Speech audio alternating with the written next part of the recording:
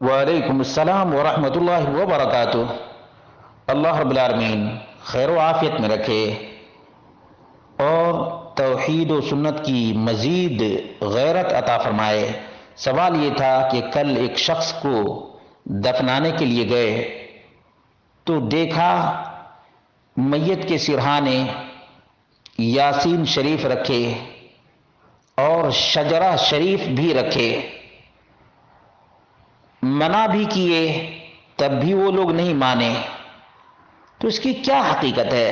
اس کا جواب یہ ہے کہ جس کے دل میں قرآن نہ ہو اس کے پورے جسم پر قرآن رکھ دیا جائے تب بھی کوئی فائدہ ہونے والا نہیں ہے۔ جس کی قبر میں اندھیرا ہو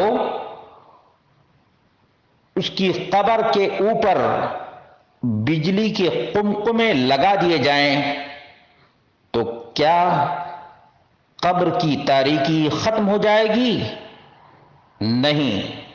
اسی طرح سے جو جیتے جی قرآن سے محبت نہ کیا ہو، قرآن کی تلاوت نہ کیا ہو، قرآن کو یاد نہ کیا ہو، قرآن کے مطابق عمل نہ کیا ہو، اس کو ایک سورہ یاسین نہیں پورا قرآن بھی مفید نہیں بلکہ وبال جان ہے، کیونکہ قرآن یا قرآن کی کوئی سورت قبر میں رکھنے کے لیے نہیں بلکہ قرآن تلاوت کے لیے ہے، سورہ یاسین پڑھنے کے لیے ہے، عقیدہ سیکھنے کے لیے ہے، اور قرآن کریم کے سورہ یاسین ہی میں یہ بات واضح ہے، لِيُنذِرَ مَنْ كَانَ حَيًّا، زندہ کے لیے ہے۔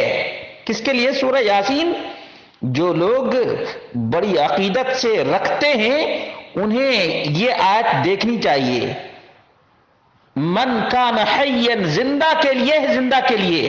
حی تو جانتے ہیں نا، من کان حیا، اس قبر میں جو شجرہ رکھا ہے یا یاسین رکھا ہے اس سے کہو کہ قرآن میں تو یہ بھی لکھا ہے کہ یہ زندہ کے لیے ہے، اور واقعتاً جب تک مسلمان قرآن کے مطابق عمل کرتے رہے، زندہ قوم رہے اور دنیا پر حکمرانی کرتے رہے، جب سے قرآن کے پیغام کو بلایا ہے، قرآن کو پڑھنا چھوڑا ہے، عمل کرنا چھوڑا ہے، قرآن کے مطابق عقیدہ رکھنا چھوڑ دیا ہے، مردہ فروشی کا کاروبار مسلمانوں نے عام کیا ہے، تب سے اللہ رب العالمین نے ذلت مسلط کر دی ہے۔ وہ زمانے میں معزز تھے مسلمان ہو کر، ہم خار ہوئے تاریک قرآن ہو کر۔ یہ شجرہ، یہ سپارہ قبر میں رکھنے سے مردود ہوگا، ریجیکٹڈ ہوگا، مقبول نہیں ہوگا اور نہ کوئی فائدہ دے گا۔ ظالموں کو پیغام سناتے رہنا چاہیے، یہ قرآن کی بے حرمتی کرنے والے گستاخ قرآن ہیں، قرآن کو قبر میں رکھا ہے۔